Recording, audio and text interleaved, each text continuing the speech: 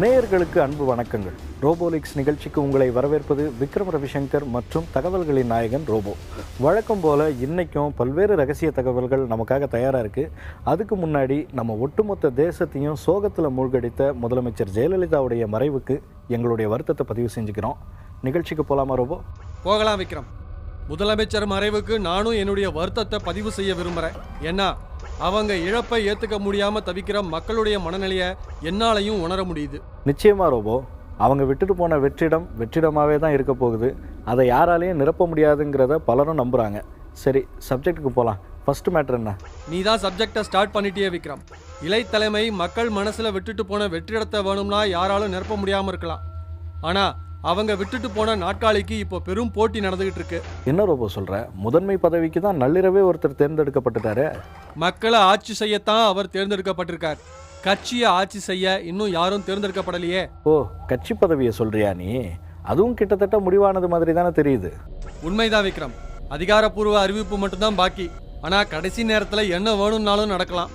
என்ன ரோபோ திடீர்னு இப்படி ஒரு குண்டை தூக்கி போடுற? நீ ஷாக் ஆகிற அளவுக்கு இதுல ஒண்ணுமே இல்லை விக்ரம். திடீர் திருப்பங்களும் அதிரடி மாற்றங்களும் நிறைஞ்சது தானே அரசியல். அது மட்டும் இல்லாம தாமரை கட்சி தலையீடு இருக்கிறதா வேற தகவல்கள் வருது. தாமரை கட்சிக்கு என்ன லாபம்? என்ன விக்ரம் இப்படி கேட்டுட்ட? நாட்டுடைய முதல் முடிமகன் பதவி காலம் சில மாதங்கள்ல முடிய போகுது. அதுக்கான வாக்கெடுப்பு நடக்கும்போது கணிசமான எண்ணிக்கையில உறுப்பினர்களை வச்சிருக்கிற இலைக்கட்சி ஆதரவு அவங்களுக்கு முக்கியமாச்சு. அது மட்டும் இல்லாம நாடாளுமன்றத்தில் அவங்க பாஸ் பண்ணணும்னு நினைக்கிற பில்களுக்கு ஆதரவு பெருகணும்னா அவங்களுக்கு சாதகமான ஆள் தலைமை பொறுப்புல இருந்தா தானே சரியா வரும். இப்பதான் ரொம்ப புரியுது. சரி, கை கட்சி நோக்கம் என்ன? கை கட்சியும் தங்களுக்கு சாதகமான ஆள் யாராவது தலைமை பதவிக்கு வரணும்னு தான் நினைச்சாங்க. ரெண்டு தேசிய கட்சிகளுடைய நோக்கமும் ஒண்ணுதான். இந்த சந்தர்ப்பத்தை பயன்படுத்தி நம்ம மாநிலத்துக்குள்ள ஸ்ட்ராங்கா காலு ஊன்றது தான் அவங்களுடைய ஐடியான்னு விவரம் தெரிஞ்சவங்க எல்லோரும் பேசிக்கிறாங்க. அதனாலதான் கை கட்சி இளம் தலைவர் கடைசி வரைக்கும் இருந்து தன்னுடைய முகத்தையும் கட்சியினுடைய பிரசன்ஸையும் பதிவு செஞ்சாரு. தேசிய கட்சிகள் இப்படி நினைக்கிறதுல பெரிய ஆச்சரியம் இல்லை. சில மாநில கட்சிகளும் கூட அப்படி நினைக்கிறதா நான் கேள்விப்பட்டேனே. இந்த மாதிரி நேரத்தில் நிறைய கேள்விப்படுவ விக்ரம். எதையும் ஆராயாம அப்படியே நம்பிடக்கூடாது. இளைத்தலைமை மறைவுக்கு மாற்றுக் கட்சி தலைவர்கள் இதுவரைக்கும் வெளிப்படுத்தின ரியாக்ஷன்ஸ் எல்லாமே நிஜமானது தான். எல்லோருக்குமே அவங்க இழப்பு ஒவ்வொரு வகையில வருத்தத்தை அளிச்சிருக்குங்கிறது உண்மை. ஆனா அந்த வெற்றிடத்தை யார் யார் எப்படி எப்படி பயன்படுத்த போறாங்கிறத இனி வரும் நாட்கள்ல பொறுத்திருந்து தான் பார்க்கணும். அதுவும் சரிதான். சிறிய கட்சிகள் பெரிய கட்சிகளாக வளர ஆசைப்படலாம். ஆல்ரெடி கொஞ்சம் பெரிய கட்சியாக இருக்கிற கட்சிகள் 2ஆம் இடத்துக்கும் 3ஆம் இடத்துக்கும் வர முயற்சி செய்யலாம். சந்தர்ப்பத்தை பயன்படுத்திக்க நினைக்கிறது அரசியலில் சாதாரணம் தானே. அரசியல்வாதிகளை விடு, அதிகாரிகள் மட்டத்தில் ஏதாவது அதிரடி மாற்றத்துக்கு வாய்ப்பு இருக்கா? அது எப்படி இல்லாமல் இருக்கும்? நீயா கேட்கலைனாலும் நானே அடுத்து அதை பற்றி தான் சொல்ல இருந்தேன். இப்போதைக்கு யார் யார் கையெல்லாம் ஓங்கி இருக்கோ அவங்களுக்கு சாதகமான அதிகாரிகள் உயர் பதவியில் அமர போகிறாங்க. இப்படி பொதுவாக சொன்னால் எப்படி ரோபோ? இதுக்கு முன்னாடி நீ சொன்ன விஷயங்களை வச்சு பார்க்கும்போது யார் கை ஓங்கி இருக்குன்னே புரியலையே. அதுவும் உண்மைதான். அதனால தான் எந்த ஏணியை பிடிச்சு மேலே ஏறுறதுன்னு தெரியாமல் அதிகாரிகள் தரப்பும் அங்கங்கே அலைப்பாயுது. முதன்மை பதவியில் இருக்கிறவருக்கு தொடர்ந்து கூட இருக்கிற 31 பேரும் தங்களுக்கு சாதகமான ஆட்களை உயர் பதவியில் உட்கார வைக்க நினைக்கிறாங்க. அந்த அதிகாரிகளும் தங்களுக்கு தெரிஞ்ச வகையிலெல்லாம் தெரிஞ்ச இடத்துக்கெல்லாம் தூது விட ஆரம்பிச்சிட்டாங்க. இப்போதைக்கு பவர் ஸ்பிளிட் ஆகி இருக்கிறதால உடனடியாக எங்கே போகிறதுன்னு தெரியல, அவ்வளவுதான். ஆமா விக்ரம், வேடிக்கையா சொல்லணும்னா அதிகார குவியல் இப்போ நிஜமாவே அதிகார பரவலாகி இருக்கு. அப்படியே வேடிக்கையா ஏதாவது பேசிட்டு அடுத்தடுத்த மேட்டருக்கு போயிடலாம்னு பார்க்காத. உதாரணத்துக்கு 1-2 அதிகாரிகள் பேரையாவது சொல்லு. அவ்வளோதானே, சொல்லிட்டா போச்சு. பணி ஓய்வு பெற்ற பிறகும் இளைத்தலைமைக்கு பக்கபலமாக இருந்த பெண் அதிகாரி இப்போவே ஓரங்கட்டப்பட்டுட்டாங்க. தலைமை பொறுப்பில் இருக்கிற அந்த ராவ் அதிகாரியோட ஆதிக்கம் அதிகமாகும்னு சொல்லப்படுது. மூத்த அதிகாரிகள் பலர் நீக்கப்பட இருக்காங்க. தலைநகர தலைமை காக்கியும் அந்த லிஸ்ட்ல இருக்கிறதுக்கு வாய்ப்புகள் இருக்கு. பதவிக்காலம் முடிஞ்சும் பணி நீட்டிப்பு செய்யப்பட்ட உளவுத்துறை அதிகாரி வீட்டுக்கு அனுப்பப்படுவார்னு பேசிக்கிறாங்க. லிஸ்ட் நீண்டுகிட்டே போகுதே ரோபோ, நிறைய மாற்றங்கள் இருக்கும் போல. இன்னொரு முக்கியமான விஷயம் விக்ரம், பெயர் சொன்னாலே தெரியக்கூடிய அளவுக்கு ஃபேமஸான அதிரடி காக்கி அதிகாரிகள் பலர் வேலைக்காகாத பிரிவுலையும் பொறுப்புலையும் இருந்தாங்க. அப்படியே தங்களுடைய பதவிக்காலம் முடிஞ்சணும்னு நினைச்சிக்கிட்டு இருந்தவங்களுக்கு இப்போ புது நம்பிக்கை பிறந்து அவங்களும் ஆளுக்கு ஒரு பக்கமாக முயற்சியில் இறங்கியிருக்காங்களாம். என்னமோ பெருசாக நடக்க போகுதுன்றது மட்டும் நல்லா தெரியுது. என்னங்கிறத பொறுத்திருந்து பார்க்கலாம். சரி, அவங்க மரணத்தை பற்றி ஏன் விக்ரம், ஏன் உனக்கு இந்த வேலை? நல்லா தானே போயிட்டு இருக்கு. இரு ரோபோ, அவசரப்படாத. நிறைய ஆடியோக்களும் வீடியோக்களும் சமூக வலைத்தளங்களில் உலா வருதுன்னு கேட்டேன். அத்தனையிலையும் அவங்க இழப்பை ஏற்றுக்க முடியாத ஆதங்கம் தான் வெளிப்படுது. சிலர் உண்மையான ஆற்றாமையை வெளிப்படுத்துகிறாங்க. இன்னும் சிலர் இந்த சந்தர்ப்பத்தை பயன்படுத்தி தேவையற்ற வதந்திகளை பரப்ப பார்க்குறாங்க. அதுக்கான விளைவுகளை அவங்கவுங்க அனுபவிப்பாங்க, அவ்வளவுதான். சிலர் தகவல் அறியும் உரிமை சட்டம் மூலமாக சில கேள்விகளை வேற எழுப்பியிருக்காங்களே. ஆமாம் விக்ரம், உனக்கே தெரிஞ்சிருக்கும் போது எனக்கு தகவல் வராமலா இருந்திருக்கும். போர்த்தி இருந்த தேசிய கொடியை அவங்க கையில் ஏன் கொடுக்கணுங்கிறது உட்பட நிறைய கேள்விகள் கேட்டிருக்காங்க. இவ்வளவு ஏன், இலை தலைமையுடைய உயில் நகல் கூட கேட்டிருக்காங்க. தகவல் அறியும் உரிமை சட்டத்தின்படி தகுந்த பதில்கள் கிடைக்கும் போது அதை பற்றி பேசலாம். இப்போ அடுத்த சப்ஜெக்ட்டுக்கு போகலாமா? இப்போதைக்கு அதான் நல்லதுன்னு எனக்கும் தோணுது. சொல்லு, அடுத்த மேட்ரு என்ன? நாம் வெளியே கொண்டு வந்த ஒரு விஷயம் இப்போ பூதாகரமாக வெடிச்சிட்டு இருக்கு. அடுத்த சப்ஜெக்ட் அதுதான். எது? அந்த முண்டாசு கவிஞர் பல்கலைக்கழகத்தில் நடந்த முறைகேடு தானே? அங்கே நடந்தது தான் வெட்ட வெளிச்சமாயிடுச்சே. எல்லா ஊடகங்களும் கையில் எடுத்து பின்னி பெடல் எடுத்துட்டாங்களே. அதையும் தாண்டி உங்ககிட்ட ஏதாவது தகவல் இருக்கா என்ன? இல்லாமல் அந்த சப்ஜெக்டை தொடுவேனா விக்ரம்? மற்ற எல்லோரும் நடந்து முடிஞ்ச விஷயத்தை பற்றி தான் பேசிக்கிட்டு இருக்காங்க. நடக்க போகிறத முன்கூட்டியே அம்பலப்படுத்துறதும் நடந்ததுக்கான உண்மையான பின்னணியை புட்டு புட்டு வைக்கிறதும் தானே நம்ம ஸ்டைல். பில்டப்லாம் பயங்கரமாக தான் இருக்குது. மேட்ரு சொல்லு, எப்படி இருக்குன்னு பார்ப்போம். சம்பந்தப்பட்ட துறையை பார்த்துக்கிறவருக்கே தெரியாமல் 76 பணியிடங்களுக்கு ஆணை வழங்கப்பட்டதும் அதை ரத்து செய்ய அவர் உத்தரவிட்டதும் நமக்கு தெரிஞ்ச விஷயம்தான். அதுக்கப்புறம் பதிவாளர் தன்னுடைய பதவியை ராஜினாமா செஞ்சது வரைக்கும் எல்லாருக்கும் தெரியும். நீ மேலே சொல்லு. நல்லதா போச்சு, நீயே பாயிண்ட்டுக்கு வந்துட்ட. பதிவாளருடைய ராஜினாமால இருந்தே ஸ்டார்ட் பண்ணலாம். பல்வேறு முறைகேடுகள் நடைபெற்றதா தொடர்ந்து புகார்கள் வந்த நிலையில் அது குறித்து விளக்கம் அளிக்கிறதுக்காக பல்கலைக்கழக பொறுப்பு பதிவாளர் தலைநகருக்கு அழைக்கப்பட்டார். ஆனால் விசாரணைக்கு வர வேண்டிய நாளுக்கு ஒரு நாள் முன்னாடி ராஜினாமா செஞ்சுட்டாரு. விசாரணை நடந்தால் ஏதாவது உண்மை தெரிய வந்துடுமோங்கிற பயமாக இருக்குமோ? அதே தான். ஆனால் அந்த பயம் அவருக்கு இல்லை. அவசரமாக அவரை ராஜினாமா பண்ண வச்சது பல்கலைக்கழக தலைமை தானா? அப்படி போடு. சரி, பதிவாளர் ராஜினாமாவுக்கான பின்னணி காரணம் தெரிஞ்சிடுச்சு. இன்னும் என்னெல்லாம் நடக்க போகுது அதையும் சொல்லிடு. பல்கலைக்கழக விவகாரத்தில் என்ன ஸ்டேட்டஸ்? பல பிரச்சனைகளுக்கு இடையில அந்த பல்கலைக்கழகத்தோட நடவடிக்கைகளை கண்காணிச்சிட்டு வந்த உளவுத்துறை ஒரு நாள் முழுக்க அங்கே முகாமிட்டு விசாரணை நடத்தி அங்கிருந்து சில முக்கிய கோப்புகளை எடுத்துட்டு போனதாகவும் சொல்லப்படுது. இது வேறையா? அவங்க என்ன பிரச்சனையை கிளப்ப போறாங்களோ? இந்த மாதிரி பல்வேறு சிக்கல்களால் சூழப்பட்ட பல்கலைக்கழக தலைமை விசாரணைக்காக சம்பந்தப்பட்ட துறை செயலாளர் அலுவலகத்துக்கு அழைக்கப்பட்டாரு. ஒவ்வொரு முறையும் ஏதாவது ஒரு காரணத்தை சொல்லி அந்த சந்திப்பை தள்ளி போட்டுக்கிட்டே இருந்த மனுஷனை உடனடியாக விசாரணைக்கு ஆஜராகணும்னு உத்தரவிட்டுட்டாங்க. அவரும் வேற வழி இல்லாமல் கடந்த 29ஆம் தேதி நைட்டே விமானம் மூலமாக தலைநகருக்கு வந்தார். உனக்கும் விஷயம் தெரிஞ்சிருக்கும் போல. வந்தாருன்றது வரைக்கும் தான் ரொம்ப எனக்கு தெரியும். அதுக்கு மேலே நீ தான் சொல்லணும். அவர் கூடவே ஈரோட்டு கல்லூரி முதல்வரும் காரைக்குடியைச் சேர்ந்த ஒருத்தரும் கூட வந்திருக்காங்க. அடுத்த நாள் காலையில் 11 மணிக்கு தொடங்கின விசாரணை மாலை 5 மணி வரைக்கும் நீடிச்சது. அவருக்கு மட்டும்தானே விசாரணை? கூட வந்த 2 பேர்?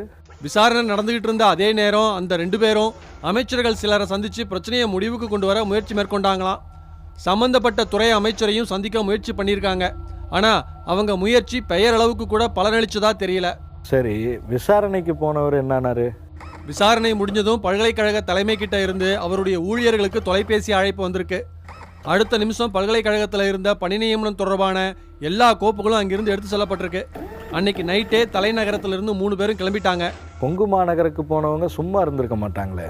பல்கலைக்கழக தலைமை தன்னுடைய ஆதரவாளர்களோட மறுபடியும் ரகசிய கூட்டம் ஒன்று நடத்தியிருக்கு. எதுக்கு ரகசிய கூட்டம்? அதை கேட்டால் நீ டென்ஷன் ஆயிடுவ. பல்கலைக்கழகத்திலிருந்து எடுக்கப்பட்ட கோப்புகளில் மாற்றங்கள் செஞ்சு மீண்டும் முறைகேட்டில் ஈடுபட திட்டமிட்டிருக்கிறதா சொல்லப்படுது. போச்சுரா, அடங்க மாட்டாங்க போலையே. சரி, பிரச்சனைக்கு முக்கியமான உண்மையான காரணம் என்னன்னு இன்னும் பிடிபடலையே. தெளிவாக சொல்கிறேன், கவனமாக கேளு. 76 பணியிடங்கள் நிரப்பப்பட போகிறதா கூறப்பட்டு வந்த நிலையில் சம்பந்தப்பட்ட துறையை பார்த்துக்கிறவர் 22 பேருக்கு சிபாரிசு செஞ்சுருக்காரு. அதுக்கான பட்டியலையும் பல்கலைக்கழக தலைமை கிட்ட கொடுத்தாச்சு. அதே வேளையில் கொங்கு மாநகரத்தைச் சேர்ந்த முக்கியஸ்தர் ஒருத்தர் 12 பேரையும், பொள்ளாச்சிக்காரர் ஒருத்தர் 7 பேரையும் சிபாரிசு செஞ்சுருக்காங்க. அதில் துறையை பார்த்துக்கிறவர் சிபாரிசு செஞ்ச 22 பேரையும் விட்டுட்டு மற்ற 2 பேர் சிபாரிசு செஞ்ச 19 பேருக்கும் பணியாணை வழங்கப்பட்டிருக்கு. இந்த விஷயம் அவருக்கும் துறை செயலாளருக்கும் தெரியவர கோபமடைஞ்ச 2 பேரும் பணியாணையை ரத்து செய்ய உத்தரவிட்டிருக்காங்க. இங்கிருந்து தான் பிரச்சனை ஆரம்பமாகிருக்கு. பிரச்சனை வராமல் பின்ன முக்கியமானவங்க சிபாரிசையே கண்டுக்கலைன்னா என்ன அர்த்தம்? இப்போ என்னன்னா, ஏற்கனவே பணியாணை வழங்கப்பட்ட பேர்களை நீக்கம் செஞ்சு துறையை பார்த்துக்கிறவர் சிபாரிசு செஞ்சவங்களுக்கு பணி வழங்கணும். இல்லைன்னா பதிவாளர் ராஜினாமா செஞ்ச மாதிரி பல்கலைக்கழக தலைமையும் ராஜினாமா செய்ய வேண்டி வரும். அப்புறம் என்ன, அதை செஞ்சுட்டா போச்சு. என்ன விக்ரம், இவ்வளோ அசால்ட்டாக சொல்லிட்டேன்? ஏற்கனவே பணி நியமனம் வழங்கப்பட்டவங்களை பணி நீக்கம் செஞ்சா அது வேற மாதிரியான பிரச்சனைகளை உருவாக்குமே. அதே நேரம் அதை செய்யலைன்னா தன்னுடைய பதவிக்கு ஆபத்து வந்துடும். பிரச்சனையில இருந்து எப்படி தப்பிக்கிறதுன்னு தெரியாமல் குழம்பி போயிருக்காரு.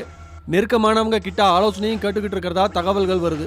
எப்படி யோசிச்சு பார்த்தாலும் சரியான சிக்கல்ல தான் மாட்டியிருக்காரு.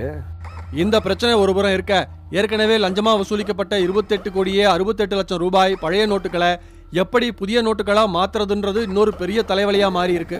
ஆமாம், ஏற்கனவே ஒவ்வொரு கல்லூரி முதல்வரும் குறிப்பிட்ட தொகையை மாற்றி கொடுக்குறதா கமிட்மெண்ட் கொடுத்துருக்கிறதா சொன்னியே. ஆமாம் விக்ரம், விஷயத்தை நாம் வெளியிடும் போதெல்லாம் அதுக்கு ரியாக்ஷனும் உடனுக்குடன் தெரியுது.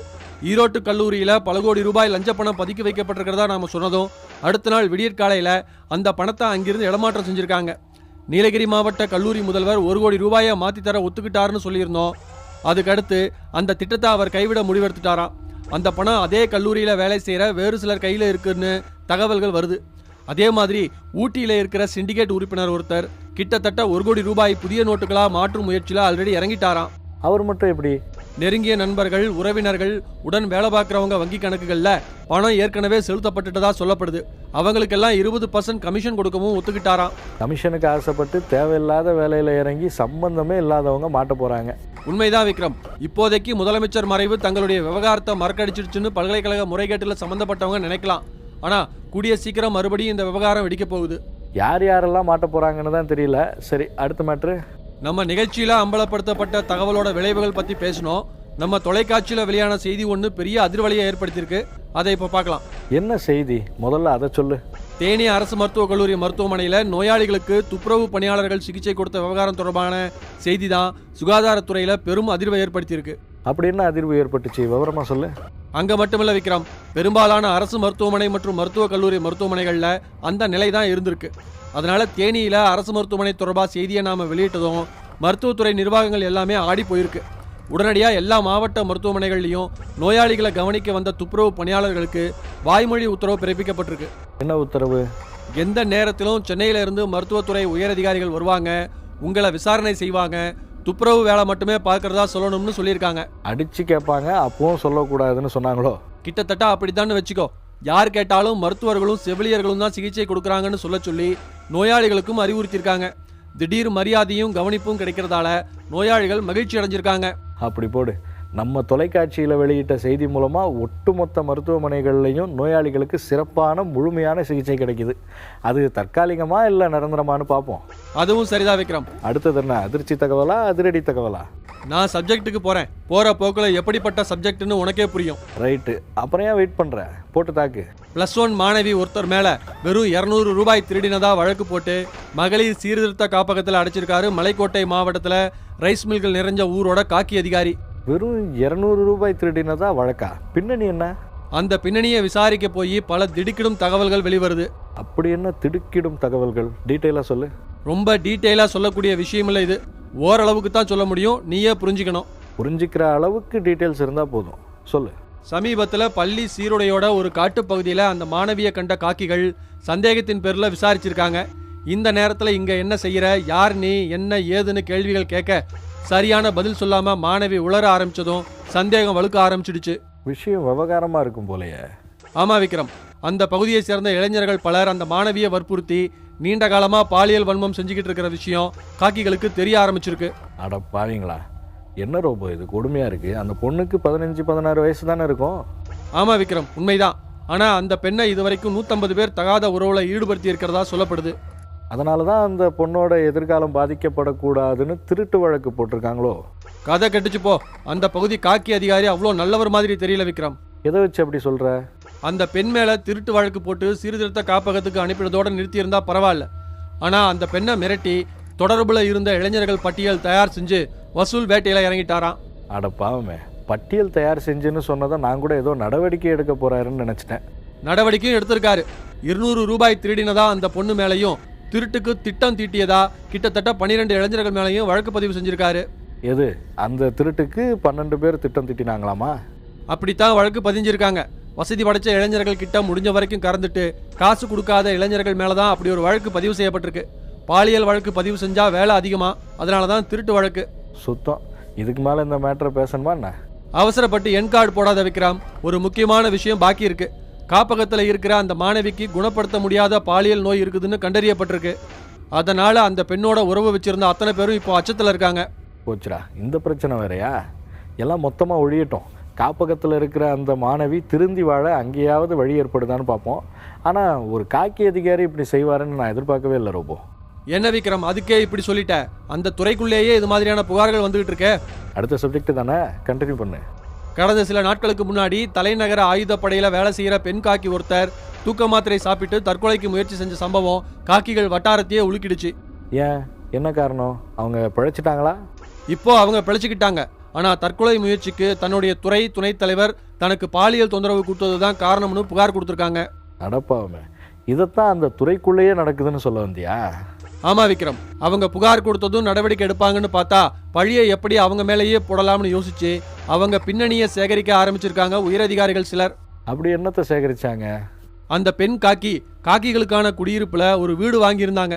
தன்னுடைய கணவர் இறந்துட்டதா பொய் சொல்லி வீடு வாங்கியிருக்காங்கன்னு அதை கண்டுபிடிச்சு விசாரிச்ச உயரதிகாரி மேல இப்படி ஒரு புகார் கொடுத்துருக்காங்கன்னு கேஸை மாத்த முயற்சி பண்ணியிருக்காங்க. ஆனா அது எடுபடல. உண்மையா நடந்தது என்னதான்? அந்த பெண் காக்கி தனக்கு பணியிட மாற்றம் வேணும்னு துறை துணைத் தலைவர்கிட்ட கேட்டிருக்காங்க.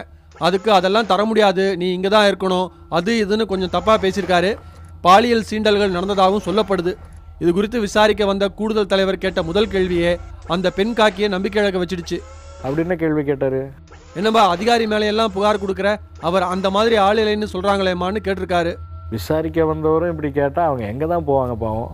காக்கி துறையில் இந்த மாதிரியான புகார்களையும் குற்றச்சாட்டுகளையும் விசாரிக்கிறதுக்குன்னே தனிப்பிரிவு ஒன்று இருக்கு. இப்போதைக்கு பிரச்சனை அங்கே போயிருக்கு. சரி, அங்கே என்ன நடக்க போகுதுன்னு பொறுத்திருந்து பார்ப்போம். எப்படியும் நமக்கு தெரியத்தானே போகுது. வேற கோழிப்பண்ணை மாவட்டத்தில் ஒரே ஊரில் 4 வருஷமா கல்லா கட்டி வர்ற உதவி ஆய்வு காக்கி அதிகாரி சரியான பங்கு கொடுக்கறதுனால உயரதிகாரிகள் கண்டுக்கிறது இல்லையா. இது நல்லா இன்ட்ரெஸ்டிங்காக இருக்கும்னு நினைக்கிறேன். கொளுத்தி போடு.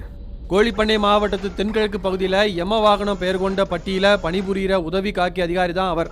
அந்த காக்கி நிலைய எல்லை வழியாக தான் மணல் லாரிகள் போகுது. அதிகளவு குழந்தை திருமணம் நடக்குது. வெளிமாவட்ட நபர்களின் சூதாட்ட கிளப், இன்னும் சொல்லிக்கிட்டே போகலாம். அத்தனை சட்டவிரோத செயல்கள் மூலமாகவும் மாதம் மாமல் வந்துடும். கரெக்டா? கரெக்ட் விக்ரம். ஆனால் இப்படி பிரச்சனை இல்லாமல் போய்கிட்டு இருந்த இவருடைய கேரியரில் 2 வருஷத்துக்கு முன்னாடி ஒரு பிரச்சனை வந்துச்சு. என்னது? அண்ணன் தம்பி தகராறுல தவறு செய்யாத ஒருத்தரை அடித்து சித்திரவதை செஞ்சிருக்காரு. பாதிக்கப்பட்டவர் மனித உரிமை ஆணையத்தில் புகார் தெரிவிக்க அவருக்கு 5 லட்சம் ரூபாய் கொடுத்து வழக்கை வாபஸ் வாங்க வச்சிருக்காரு. அசால்ட்டா பணத்தை அள்ளி வீசியிருக்காப்லையே. அந்த சம்பவத்துக்கு அப்புறமா நெய்மணக்கும் நகருக்கு மாற்றம் செய்யப்பட்டு சில நாட்கள்லேயே ஆட்சியர் அலுவலகம் பக்கத்தில் இருக்கிற நிலையத்துக்கு மாற்றம் செய்யப்பட்டார். ஆனால் அந்த காவல் நிலையங்களில் சில நாட்கள் மட்டுமே பணிபுரிய குற்றத்தடுப்பு புலனாய்வு பிரிவில் பொறுப்பேற்றுக்கிட்டு மாவட்டத்தில் எந்த காக்கி நிலைய பகுதியில் குற்றச்செயல்கள் நடந்தாலும் தேடுதல் பணியில் ஈடுபட ஆரம்பித்தார். டைரக்டர் கௌதம் மேனனோட படம் பார்க்குற மாதிரி இல்லை இருக்கு. குற்றவாளிகளையும் திருட்டு போன பொருட்களையும் கண்டுபிடிக்கிறது நல்ல விஷயமா இருந்தாலும் மீட்கப்பட்ட பொருட்களில் பாதியை தான் பறிகொடுத்தவங்களுக்கு கொடுப்பாராம். மீதியே இவர் வச்சுக்குவாரா? இவருக்கு மட்டுமில்ல விக்ரம், உயர் அதிகாரிகளுக்கும் சரியான பங்கு கொடுத்துட்டு இவரும் ஒரு பங்கு எடுத்துக்குவாராம். ஸோ அதனால தான் அவர் மேலே யாரும் எந்த நடவடிக்கையும் எடுக்கிறதில்ல, அவரை கண்டுக்கிறதில்ல. அதே தான் விக்ரம். இப்போ ரீசெண்டாக ஒரு நகை திருட்டு வழக்கில் பெண் ஒருவர் தான் குற்றவாளின்னு சொல்லி அவங்கள ஸ்டேஷனில் வச்சு அடித்து துன்புறுத்தியிருக்காரு. அடப்பாவங்க, அவங்க ஒரு பெண்ணுன்னு கூட பார்க்காம தாக்கினாரா? காயமடைஞ்ச அந்த பெண்மணி அரசு மருத்துவமனையில் சிகிச்சைக்கு அனுமதிக்கப்பட புகார் தெரிவிக்காமல் இருக்க 3 லட்சம் பணமும் மருத்துவ செலவுகளையும் ஏற்றுக்கிறதா பேரம் பேசியிருக்காரு. ஆனால் அதை அந்த பெண்மணி ஏற்றுக்கல. அதை எப்படி ஏற்றுக்குவாங்க? ஆமாம், இவர் பேரம் பேசுகிற வரைக்கும் வழக்கு பதிவு செய்யப்படலையா என்ன? இது வரைக்கும் இல்லை விக்ரம். அந்த பெண்ணு விடாமல் போராடிக்கிட்டு தான் இருக்காங்க. இவர் இந்த அளவுக்கு சுதந்திரமாக செயல்பட காரணம் அந்த ஏரியா கரைவெட்டிகள் தான் சொல்கிறாங்க. அதானே பார்த்தேன். எந்த சப்போர்ட்டும் இல்லாமல் இப்படியெல்லாம் ஆட முடியாது. சில கரைவேட்டிகள் தான் அந்த அதிகாரியை தொடர்ந்து அந்த ஏரியாவில் தக்க வைக்கிறாங்களாம். அவங்களுக்குள்ள அப்படி ஒரு டீலிங்கு. ரைட்டு. இந்த மாதிரி காக்கி அதிகாரிகளை அவங்க உயரதிகாரிகள் தான் கட்டுப்படுத்தணும். அதெல்லாம் நடக்காது போலையே. ஏன் நடக்காது? அந்த மாதிரி சில சம்பவங்களும் நடந்துக்கிட்டு தான் இருக்கு. அடுத்த மேட்டருக்கு வந்துட்டேன்னு நினைக்கிறேன். சொல்லு. விருதுநகர் மாவட்டத்தில் தான் அப்படி ஒரு சம்பவம் நடந்திருக்கு. அதுவும் சாதாரண அதிகாரியை குறிவைக்கல, மாவட்டத்தை கண்காணிக்கிற துணை அதிகாரியை. அப்படி போடு. அவருக்கு மேலே மாவட்டத்தை கண்காணிக்கிற அதிகாரி ஒருத்தர் தான் இருக்கார். அப்போது நடவடிக்கையும் அவர் தான் எடுத்துருக்கணும். ஆனால் அப்படி டைரெக்டாக டீல் பண்ண முடியாது. உண்மைதான். ஆனால் இன்டைரக்டாக டீல் பண்ணலாம்ல. தனியார் மதுபான பார், பட்டாசு கடைகள், உணவகங்கள்னு பல இடங்களில் அவர் வசூல் வேட்டை நடத்தினது மாவட்டத்தை கண்காணிக்கிறவருக்கு தெரிய வந்திருக்கு. அதனால் முதல் கட்டமாக அவருக்கு உடந்தையாக இருந்த அவருடைய வாகன ஓட்டுநர் ஸ்ரீவில்லிபுத்தூர் பக்கத்தில் இருக்கிற கூமாப்பட்டி காக்கி நிலையத்துக்கும் மற்றொரு காக்கியை வீர சோழன் காக்கி நிலையத்துக்கும் பணியிட மாற்றம் செஞ்சு உத்தரவிட்டுட்டாரு. கூட இருந்தவங்களை காலி பண்ணிட்டாரு. ஓகே, அவர் என்ன பண்ணாரு? இல்லை எதுவும் பண்ணலையா? சும்மாவா விட முடியும்? அவர் வசூல் வேட்டை நடத்திக்கிட்டு வர்றது தொடர்பாக ஒரு புகார் மனு தயார் செஞ்சு மாநில தலைமை காக்கிக்கு அனுப்பிட்டாராம். அப்போது கூடிய சீக்கிரம் விருதுநகர் மாவட்ட துணை தலைமை காக்கி வேற இடத்துக்கு பணிமாற்றம் செய்யப்படலாம்னு சொல்லு. அவ்வளவுதான் விக்ரம். இப்போ ஒத்துக்கிறியா தப்பு செய்கிற அதிகாரிகள் மேலே உயர் அதிகாரிகள் நடவடிக்கை எடுக்கிறாங்கன்னு? ஒத்துக்கிறேன். எல்லா இடங்கள்லையும் எல்லா துறையிலையும் இது நடந்தால் நல்லாயிருக்கும். சரி, நம்ம கிளம்புவோமா? கிளம்பலாம் விக்ரம். இன்னும் பல சுவாரஸ்யமான பின்னணி தகவல்களோட அடுத்த நிகழ்ச்சியில் சந்திக்கலாம். Okay robo. நேயர்களே, நம்ம நிகழ்ச்சி தொடர்பான உங்கள் கருத்துக்களை robo@newgenmedia.in மின்னஞ்சல் முகவரிக்கு எழுதி அனுப்புங்க. மற்றொரு நிகழ்ச்சியில் சந்திக்கலாம். நன்றி.